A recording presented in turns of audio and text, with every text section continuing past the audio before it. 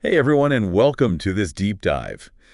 Today we're going to be looking at a business model that I'm sure you've at least heard whispers about online. hmm It's those companies that are sometimes called Devil Corp, Right. and we've got a whole bunch of Reddit posts and articles about them, Okay. all about DS Max and Smart Circle and just tons of other names. Yeah, it seems like you've run into this firsthand, Yeah, and you're really looking to understand what it is and how it all works. yeah, exactly. So let's just dive right in, I guess. Mm.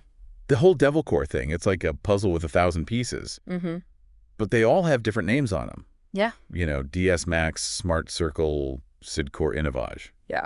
It's almost like they're playing hide and seek, wouldn't you say? It really is. I think that's a good observation. And that constant name changing that you pointed out, it really does make it hard to keep track of these companies, Right. especially for people who are trying to decide, is this somewhere I want to work? Exactly. Hmm. Like in this Reddit post here where someone's asking about DS Max back in the early 2000s, Yeah. like tons of people chimed in and they had all these stories about applying for what seemed like normal jobs. Mm-hmm. And then it turned out that things were not at all what they seemed. That's a really common theme we see. Right. These companies, they use really vague language in their materials that they use to recruit people Mm-hmm. and appealing promises that make it really hard to figure out what the job actually is. Yeah, and there's a story here about the Coral Group in Denver, So, and it was a super quick interview process. hmm And they were talking about running your own marketing firm. right. And then they had the classic line, "We only promote from within." Yeah, big red flags there. Huge red flags. Those are classic tactics that are used in multi-level marketing structures or MLMs, which is what these devil core companies often are. Yeah. And this idea of like rapid advancement in entrepreneurship is a really powerful draw, Mm-hmm. especially for younger people who are looking for jobs. Yeah, it sounds like they're selling a dream, not a job. Exactly. Right. And the dream can be really persuasive, especially when we live in a society that's kind of obsessed with entrepreneurship and getting rich quick. Absolutely. Yeah. Then there's this other story about Child Safety Inc. And on the first day, they had everyone at like a pep rally, Oh, wow. and they were chanting about long-term goals. Okay. Sounds kind of cult-like. It does a little bit. That intense motivational atmosphere is another thing we see with these organizations. They Right. really try to create this high energy environment that encourages people to conform and discourages them from thinking critically. Yeah, and it seems to work for some people. Yeah. I mean, this person, Signal Maintenance 1, says, "I high-rolled the office for a couple months straight and was soon awarded leader. I was used to being exploited in factories. Peddling was a nice change, to be honest." Wow. That's a really powerful example of how these systems can appeal to people who have already been exploited in other situations. Yeah. Those quick promotions and those titles like leader, they make people feel like they have status and achievement, Mm. which they might not have had in their previous jobs. Right. So to understand how this all came to be, we have this article called Background the Truth Behind Door-to-Door Jobs. Okay. And it really breaks down the history of DS Max and its many transformations. This is a great overview of how DS Max evolved. It started out as WM Industries, Inc., then it became Wholesale Warehouse Industries, and then it finally took on the name DS Max. Right. But it didn't stop there. It branched out and created what we call descendant companies, Mhm. like Innovage, the Smart Circle, Cydcor. It's like a corporate hydra. Cut off one head and two more grow back. Yeah, I like that analogy. That's a good one. And that constant evolution, that branching out, it makes it so hard to track and regulate these companies. Yeah. They can change their names faster than lawmakers can keep up with them. Right. And there's this one quote from the article that really stood out to me. The big three had proven that a good attitude could sell anything, to sell the sizzle, not the steak. I think that quote really gets to the core of their sales philosophy. It's about creating excitement and hype. Right. It doesn't really matter what the product is or what the actual value is. It's all about convincing people to buy into that dream. The sizzle. The sizzle, not the steak. And that brings us to this website that definitely doesn't mince words. Okay. It's called DS Max Scam the Devil Core. And they call it a corporate horror story. Yeah. And an insanely wicked direct sales cult. This website has a really critical perspective, and the language is really harsh. Yeah. But it reflects how negative some people's experiences have been working for these companies. And they make a pretty bold claim. They say, DS Max, Smart Circle, Cydcor, Innovage, Granton, Quantum, the Landers Group, Cobra Group, Per Diem, Credico, Apco Group, Optimo, International, Sociomax, etc. are the exact same company. They all have the same system, run the same scam, and are owned by the same people. What do you think about that? It's hard to say for sure, While there are definite similarities in their practices and their structure, Right. and some connections between the people who are in leadership positions, it's tough to say without more evidence whether they're all literally the same company. Okay. The website also lists top 10 signs you're in a devil core. And some of these are pretty unsettling, Like what? like having to tell people that you're working on an advertising campaign when you're actually going door to door or participating in cult-like rituals at the office. This list, even though the language might be a little exaggerated, it does touch on the common criticisms of these organizations, like the deceptive recruitment practices, the high-pressure sales tactics, and even attempts to control employees' lives outside of work. It sounds like they're blurring the lines between work life and personal life. Yeah, and that can be really problematic. It's important for people to have boundaries between their work and their personal lives. Right. And these companies seem to really push those boundaries in ways that are concerning. Yeah, and speaking of personal experiences, we also have a whole bunch of posts from the Devil Corp subreddit. Oh, interesting. People are sharing their stories and warnings about these companies. It's great that online platforms like Reddit provide these spaces for people to connect and share information about what they've been through. Right. It can be really empowering for people to see that they're not alone and to learn from other people who've had similar experiences. Yeah, it seems like a lot of people are using these platforms to try and expose what they see as harmful practices. Exactly. The internet has become such a powerful tool for holding corporations accountable, Right. and giving a voice to people who might otherwise not be heard. Yeah. So we've got all of these sources, some painting a really dark picture, and others acknowledging the dedication and drive of the people involved. Yeah, it's interesting. But then we have this website by Eric Wolfram, Okay. a page called The DS-Max History, as it is explained. Okay. And he acknowledges the negative aspects of DS-Max, but he also gives credit to the company's origins and highlights the charismatic leadership of its founder, Murray Reinhart. Wolfram's website is an interesting one. He tries to provide a more balanced view Right. while still acknowledging the criticisms. And there's this one quote that stood out to me. Nevertheless, I have to give credit where credit is due. This business started out of the back of a car that was being lived in by the founder. And now it is around the globe. 24 hours a day, people are doing the 5 and 8 because they are inspired by the actions of Murray and the many others that have followed his dream. What are your thoughts on that? I think it's important to recognize that these organizations didn't just appear out of thin air. Right. There's a history there, a story of ambition and hard work, even if the way they achieve success is questionable. It's also a good reminder that people are drawn to these opportunities for different reasons, Right. including the desire to be a part of something bigger than themselves. Yeah, it kind of humanizes the story a bit. Yeah, It reminds us that there are real people behind these companies. exactly. People with dreams and aspirations. People who are willing to do whatever it takes. And maybe a willingness to do whatever it takes to achieve them. So we've got this tapestry of sources, some really dark and some acknowledging the dedication and drive. But what about the people who are just starting to come across these companies? We've got this Reddit post titled, "Had an interview with a Devil Corp yesterday," and it is just full of classic red flags. This post is a great example of what people should look out for during the recruitment process. Yeah. The poster describes this overly enthusiastic interviewer, a really vague job description, and they put a lot of emphasis on earning potential and the chance to be a manager. Right. All very common tactics used to lure people in. Yeah. And the poster eventually realizes that the job is door-to-door sales Wow. with a commission-based pay structure. Not what they were expecting. Not at all. That's one of the key points. The way that these jobs are presented is often completely different from the reality. Yeah. They focus on the dream, the potential to get rich and be successful, but they downplay the actual work involved. Yeah. And there's this one line in the post that stood out to me. He was like, "Oh, so you prefer to do 9-to-5 job with hourly pay, so you like to play safe." It makes me cringe a little bit when I hear that. Right. The classic tactic.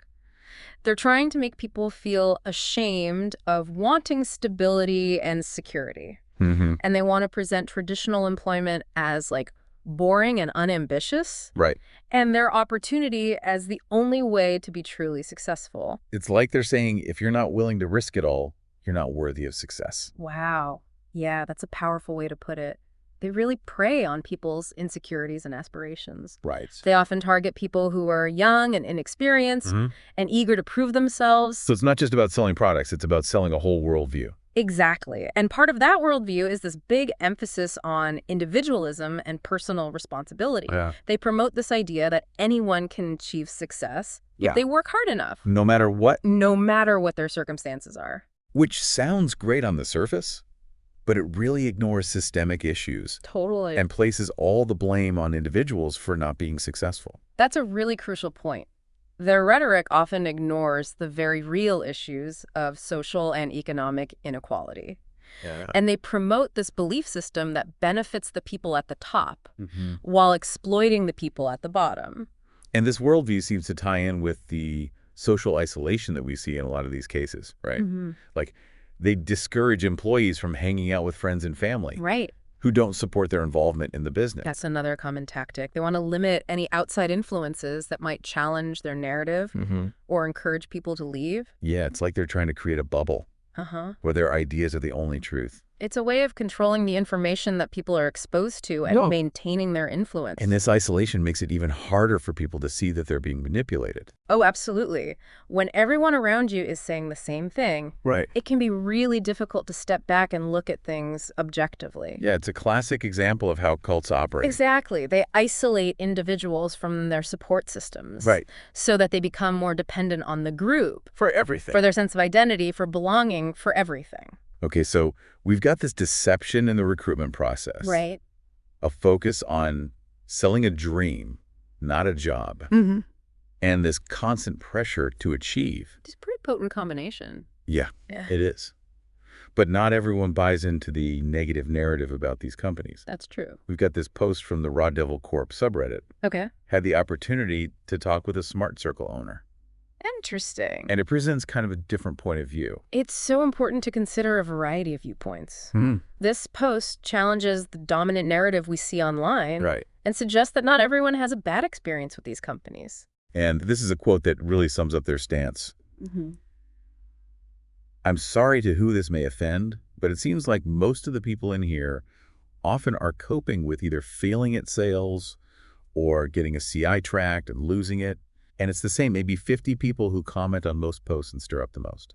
That's a really interesting point. It suggests that the really negative voices that we hear online could be coming from a small group of people. And that there are a lot of other people who are actually finding success and fulfillment in these organizations. It also highlights the potential for confirmation bias, where people tend to look for and interpret information in a way that just confirms what they already believe. Exactly. We have to be really careful not to assume that one person's experience represents the whole truth. It's so important to consider all the different viewpoints and recognize that experiences can vary a lot from person to person. And the poster also talked about running into multiple YouTube channels, all created by the same individuals who frame them as independent media, and their efforts to deplatform these so-called devil corps. That's interesting. It makes you think about the reliability of information online. And the motivations behind different sources. It can be really hard to tell what's genuine and what's biased or even manipulative. Yeah, especially with the rise of social media. Exactly. Information can spread so quickly and easily these days. Right. It's like a game of information warfare. It is. With different sides trying to control the narrative. And we as consumers have to be so discerning. Totally. We're living in this age of information overload. And it's more important than ever to be critical of what we're reading and watching and to think about the sources we're getting our information from. So we've got this really complex web of experiences and perspectives and claims surrounding these companies. A lot to take in. Where do we go from here? I think the key takeaway here is that it's a really complicated issue. And there are no easy answers. We have to be careful about those overly simplistic narratives. Yeah, both positive and negative. Exactly. We have to come at this with a critical and open mind. So I think this is a great place to wrap up part 1 of our deep dive. Okay. We've explored the history, the controversies, the different experiences, but there's still a lot more to uncover. There is. In part 2, we're going to dig a little deeper into the psychology of it all. And the ethical issues that are involved with this business model. Sounds good. We'll explore how these companies recruit people and how they keep them. And we'll look at the long-term effects of these practices. Absolutely. So stay tuned. We'll be right back. Welcome back to our deep dive into the world of Devil Corps. You know, we've uncovered a lot already, from their shady corporate structures to the really mixed bag of experiences that people have shared. But now I'm curious about the psychology of it all. Like, how do these companies get people to buy into their system, especially when there's so many warning signs? Yeah, that's a really important question. And I think beyond all the promises and the motivational speeches, there's a deeper level of manipulation going on here. Okay, so what do we talk about? Like mind control, subliminal messages? Not quite that dramatic, but they do use certain tactics that can be really effective. Like what? One of the key strategies is the use of what we call thought-terminating cliches. Thought-terminating cliches. That sounds intense. What are those? These are basically phrases that are designed to shut down critical thinking and to discourage people from disagreeing. Oh. They're often presented as motivational slogans or like words of wisdom. Right. But their real purpose is to prevent people from having doubts or raising questions. So like, don't be negative, or winners never quit. Exactly. Or successful people don't make excuses. These phrases might sound harmless at first, Right. but they can be used to silence anyone who expresses concerns or challenges the company's methods. It's like they're creating this culture of blind faith, Mm-hmm. where questioning the system is seen as a weakness. Yeah, that's a good way to put it. They want to create an environment where people just accept what they're told and don't cause any trouble. And we see this reflected in some of the sources, right? Hmm. Like the DS Max scam website had this whole list of Devil Corp lingo Oh, yeah. with things like JUICE, join us in creating excitement, Yeah. and get excited. That website does a good job of highlighting the specific language that's used to create this emotional atmosphere. Phrases like JUICE and get excited. They're all about fostering this constant state of enthusiasm and positivity, Really? even when the reality of the situation might be very different. So it's not just about selling a product. Right. It's about selling a whole emotional experience. Exactly.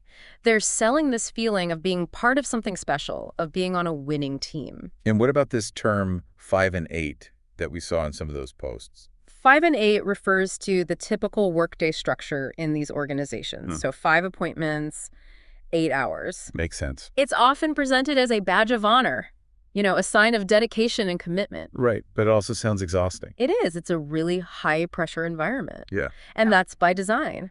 They want people to be constantly striving to achieve to make sales and recruit new members. And that can be really draining, both mentally and emotionally.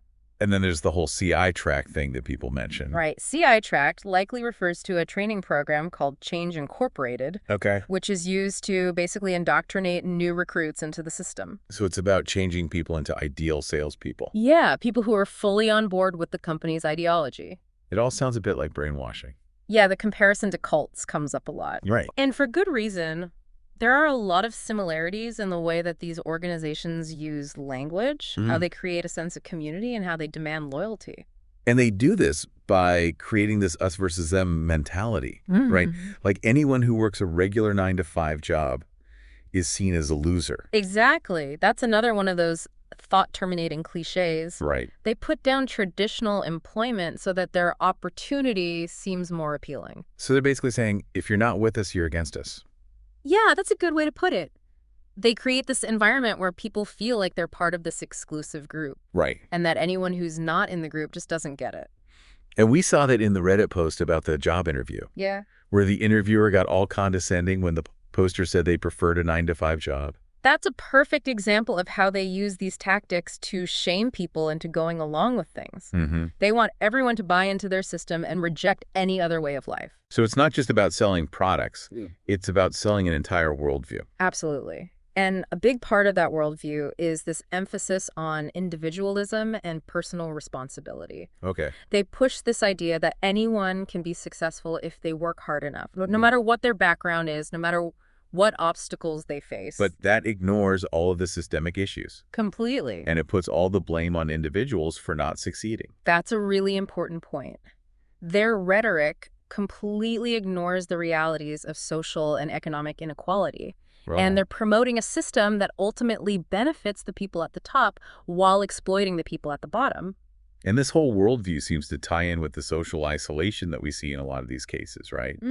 Like discouraging employees from spending time with people who don't support their involvement in the business. Yeah, that's another common tactic. They want to limit any outside influences Right. that might challenge their narrative or encourage people to leave. So it's like they're trying to create a bubble where their ideas are the only truth. It's about controlling information and maintaining their influence over people. And that isolation makes it so much harder for people to realize what's happening. Absolutely. When everyone around you is saying the same thing, it can be really hard to see things clearly. Yeah, it's a classic cult tactic. Totally. They isolate people from their support systems and make them more dependent on the group. So they're selling a dream, they're using manipulative language, and they're creating a culture of isolation. Yeah, it's a pretty effective combination. It is.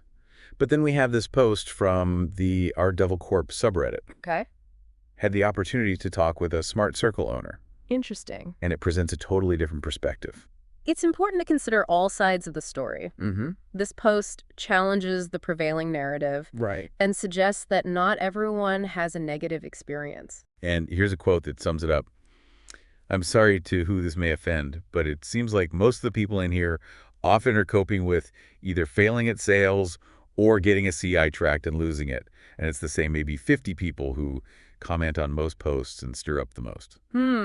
That's an interesting take. It suggests that the really negative voices online might just be a small but vocal minority. Right. And that there are plenty of other people who are finding success and fulfillment in these companies. And it also highlights the potential for confirmation bias. Oh, absolutely. Where people look for information that confirms their existing beliefs. We have to be careful not to assume that one person's experience is representative of everyone's experience. Right. It's important to consider all the different viewpoints and acknowledge that people's experiences can vary widely.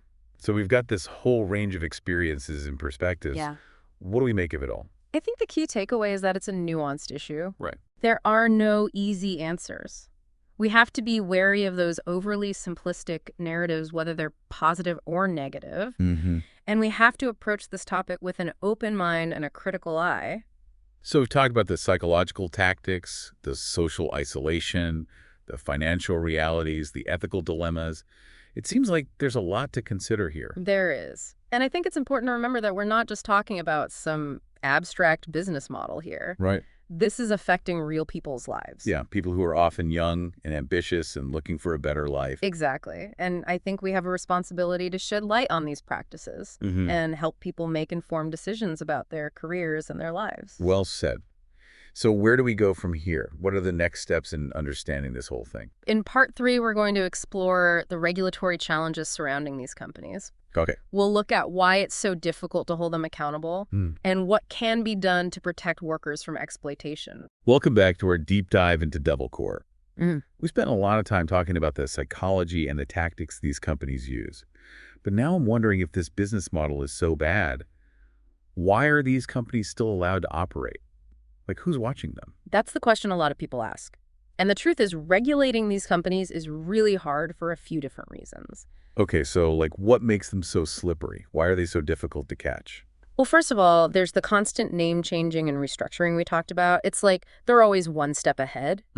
By the time anyone catches up, they've already changed their name or how they're structured. Right. So they're like chameleons. Exactly. Okay. And then there's the whole independent contractor thing. Right, because that kept coming up in the sources. How does that protect them? By calling their workers independent contractors instead of employees, these companies avoid a lot of the rules about labor. They say that their workers are basically running their own businesses. So they could say, hey, it's not our fault what they do. Exactly.